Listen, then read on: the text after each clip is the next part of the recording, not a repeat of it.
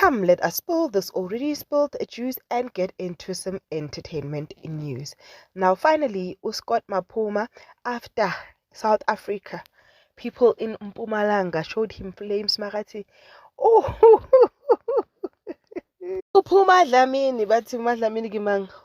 Vadagwan, what are you talking about? We ain't there. We ain't going to entertain that. They just stood and looked at him and no one flinched. Some went into their phones. It was like literally maybe out of 500 people, 3 that were dancing. Yeah.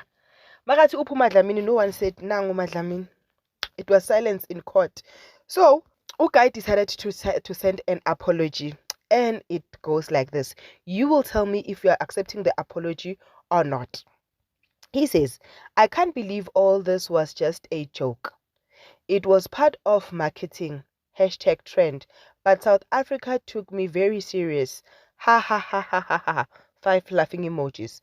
But I'm trending #1 on all social media platforms. He did the 100% thing, the love and the tick. I love you all who wanna take a picture, like with Angwathembi Lamech. Please press share and say sorry to all my fans.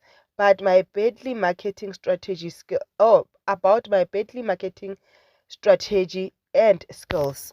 Wahleka wathi sorry, like your hands combined emoji plus 100.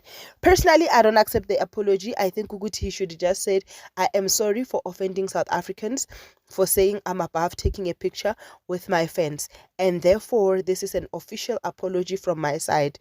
I might have come out condescending, but that was not the whole idea.